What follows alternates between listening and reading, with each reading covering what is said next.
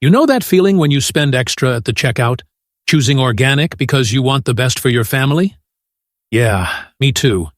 Every week I'd load my trolley with those green labels, those earthy packaging designs, feeling pretty good about myself.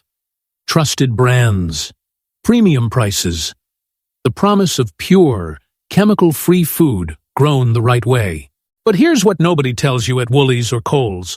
What I discovered only after months of digging through import records, certification databases, and supplier contracts.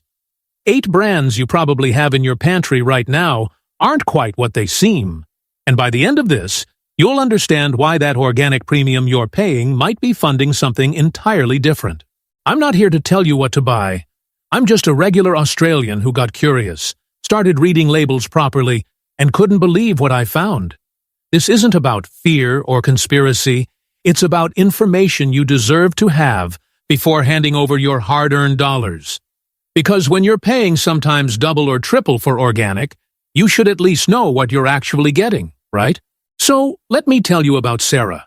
She's a mate from my daughter's school, works part-time, 2 kids, always careful with money. Sarah switched her whole family to organic about 18 months ago. Spent an extra $40 to $60 every shop, sometimes more. She felt brilliant about it. Told me once she finally felt like a proper mom, doing the right thing. Then, one afternoon, she showed me a news article on her phone, something about imported organic products and certification loopholes. Her face went pale. She'd just realized that 3 of the brands she bought religiously, the ones with the lovely Australian-looking packaging and the reassuring organic stamps, were actually manufactured overseas under standards that would shock most Aussies. The organic certification they carried was real, technically, but the reality behind it was nothing like what she imagined when she chose those products over conventional ones. That conversation changed everything for me. I started looking, really looking, not just at the front of the packet with its beautiful promises, but at the fine print, the country of origin labels, the certification bodies, the parent companies. And what I found was a pattern, a series of practices that exist in this gray area between legal and ethical, between technically organic and actually what you'd want to feed your kids. Here's the thing about organic certification in Australia. Most people assume it's all the same, one standard, one meaning. But there are actually multiple certifying bodies operating here, and not all of them hold products to identical standards. Some are stricter. Some allow more flexibility with imported ingredients. Some have partnerships with international certifiers whose standards differ significantly from what Australian Certified Organic or NACE requires. This creates gaps, and certain brands have become very skilled at navigating these gaps while still displaying that organic tick that makes you feel safe. I spent weeks researching the different certification bodies. Australian Certified Organic, probably the one most people recognize, they've got rigorous standards. Annual inspections, detailed record-keeping requirements, strict limitations on what inputs farmers can use. Then you've got smaller certifiers, still legitimate, still legal, but their standards might permit synthetic substances that ACO doesn't allow. Or they might have different requirements for how long land needs to be pesticide-free before it can be certified organic. 3 years versus 5 years makes a real difference in soil health and residue levels, but both can claim organic certification. The consumer sees that organic logo and assumes uniformity that simply doesn't exist across the board. The first brand that surprised me was one I'd trusted for years. Beautiful packaging, sits right there in the health food aisle, premium price point. The label says organic, shows certification, looks Australian as anything. But flip it over. Made in China. Now, I'm not saying Chinese organic farms are inherently bad, but the regulations there are different. The inspection frequency is different. The enforcement mechanisms are different. And more importantly, the very definition of what counts as organic can differ substantially. This brand imports ingredients certified organic in China, then packages them here, which legally allows them to present as an Australian organic product even though the farming practices, the soil management, the pest control methods used are operating under completely different oversight than what happens on Australian certified organic farms. I rang their customer service line. Lovely woman answered. I asked direct questions about their sourcing, their certification process, the standards applied to their imported ingredients. She gave me the company line, reassured me everything was certified, completely legitimate. I asked which certifying body validated their Chinese suppliers. Long pause. She'd have to get back to me. 3 weeks later, still waiting for that call. This matters because when you choose organic, you're not just avoiding pesticides. You're supporting a farming philosophy. You're voting with your wallet for sustainable practices, for soil health, for biodiversity, for farmers who invest in doing things properly. When that premium you pay goes to a brand that's simply importing the cheapest certified ingredients they can find, regardless of what those standards actually mean on the ground, you're not supporting what you think you're supporting. You're subsidizing a business model that prioritizes profit margins over the principles you believe you're paying extra to support. And that disconnect, that gap between what you think you're buying and what you're actually getting, that's what keeps me up at night. The second brand operates differently, but the outcome is similar. They're Australian-owned, which sounds good initially. Their produce is actually grown here, which is even better. But here's where it gets interesting. They're certified organic by a smaller certifying body, one that allows certain synthetic substances in their approved inputs list that the major certifiers don't permit. Technically still organic by that certifier's definition, but if you compared their practices side by side with a farm certified by Australian Certified Organic, you'd see differences that might change your purchasing decision. They bank on consumers not understanding there's variation in what organic means, depending on who's doing the certifying. The word looks the same on the packet, but the reality in the field is different. Then, there's the brand that everyone recognizes. Massive marketing budget, celebrity endorsements, beautiful television commercials showing pristine farms and happy farmers. I wanted to love them. I wanted their story to be true. Dug into their supply chain and discovered something fascinating. They do have organic farms in Australia, absolutely. Those farms supply maybe 15 to 20% of what they sell. The rest, imported from multiple countries, certified by international bodies whose standards vary wildly from Australian regulations. But the marketing never mentions this. The imagery is all Australian farms, Australian sunshine, Australian families. The impression they create and the reality of where most of their product comes from are two very different things.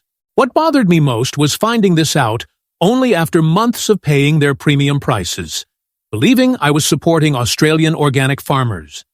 I was, partially, but mostly, I was funding an import operation that happened to slap organic labels on products from cheaper international sources. I actually drove out to one of their farms once, lovely property in regional Victoria, beautiful setup, genuinely committed farmers working the land properly. Chatted with one of the farmhands over a cuppa. Asked him how much of what I see in supermarkets actually comes from this property. He laughed, not unkindly, said if all their products came from Australian farms like this one, they'd need about 50 times more land than they currently farm. The maths just doesn't work. They showcase these farms in marketing because it sells the dream, but the supply chain reality tells a completely different story. Number 4 really got under my skin because I'd recommended them to friends. Small brand, lovely story about a family farm, third generation, passionate about organic principles. All true. What they don't mention prominently is they sold to a multinational corporation 3 years ago. That corporation has slowly changed their sourcing practices, introducing cheaper imported ingredients while maintaining the original family farm story in their marketing. The founders are still involved, sort of. Their faces still on the packaging, but they no longer control sourcing decisions. The products you're buying today are not the same products that built that brand's reputation, but the story being sold to you hasn't changed at all. This is the bit that makes my blood boil. It's legal. Completely legal. The certification is real. The organic claim is defensible. But it's misleading in a way that feels deeply wrong when you're someone trying to make good choices for your family on a tight budget, stretching to afford those premium products because you believe in what they represent. Brand number 5 took me the longest to figure out, because their operation is genuinely clever. They're certified organic for some products in their range, legitimately, properly certified. But they also sell conventional products under the same brand name, in very similar packaging, sometimes on the same shelf. The organic ones have a small certification logo. The conventional ones don't. But unless you're looking carefully, really carefully, you might easily grab the wrong one, pay organic prices, and take home conventional produce. I've watched people in the supermarket make this exact mistake. The brand knows this happens. Their packaging designer absolutely knows this happens. They've chosen not to make it clearer because the confusion benefits their bottom line. The sixth brand represents a newer trend that's even trickier to spot. They use the term organic in their brand name and throughout their marketing, but if you examine the actual product certification, only certain ingredients are organic, while others are conventional. They're not lying exactly. There are organic components, but the impression created by their branding is that everything is fully organic, when the reality is more like 60 to 70% organic ingredients, with the rest being conventional. The price point, however, is set as if the entire product is premium organic. You're paying for something you're not fully getting, and it's structured in a way that makes it hard to call them out, because technically, they never said everything was organic.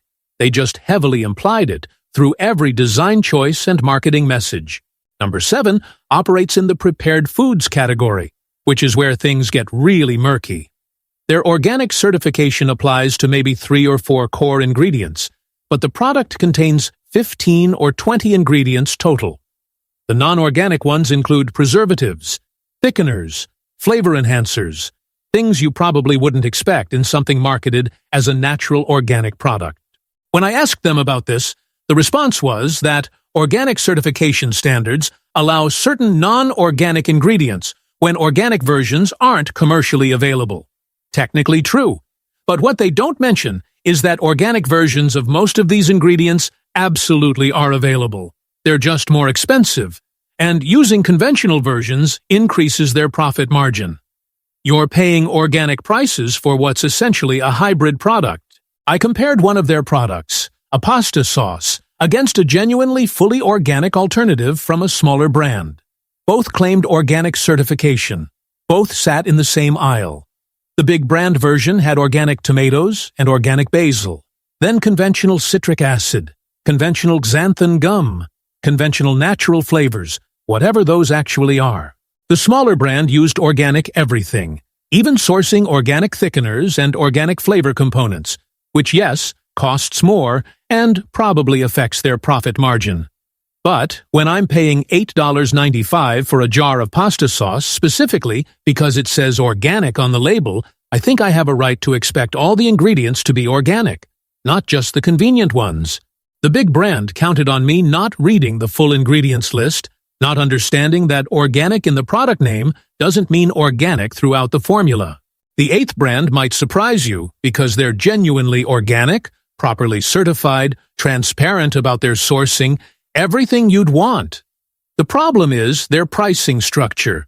I compared their products to other certified organic brands, same certification body, same standards, similar products.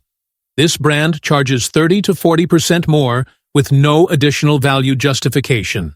Same quality, same certification, same practices, but they've positioned themselves as ultra-premium luxury organic.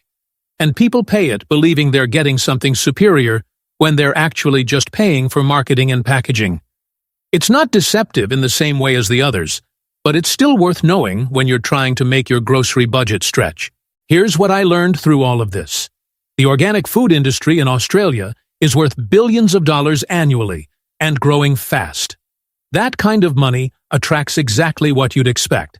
Companies that see an opportunity to maximize profit by operating in gray areas, by telling partial truths, by creating impressions that don't quite match reality. Not every organic brand does this. There are brilliant Australian organic producers who do everything right, charge fair prices, operate with complete transparency. But they're competing against brands with bigger marketing budgets and fewer scruples about how they present themselves. What changed for me wasn't giving up on organic. I still buy organic when I can afford it.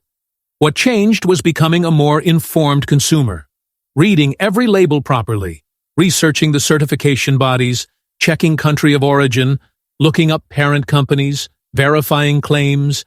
It takes more time. It's sometimes frustrating. But I'm no longer paying premium prices for products that don't deliver premium value. The strange thing is, once you start looking, once you know what to look for, it becomes obvious.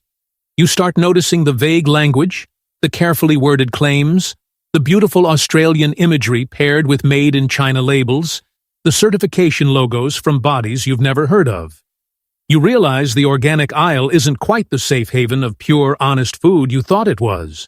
It's a marketplace like any other, with companies trying to maximize profit, and your job as a consumer is to see through the marketing to what's actually being offered. I think about Sarah sometimes, about that moment when she realized she'd been trusting brands that didn't deserve her trust. She didn't stop buying organic, but she changed which brands she chose, started supporting smaller local producers whose farms she could actually visit, spent less money overall buying smarter rather than buying based on packaging promises. Her kids are eating better quality food now than when she was blindly trusting the big brands with the organic labels. That's ultimately what this comes down to. Information, choice. The ability to make decisions based on reality rather than marketing.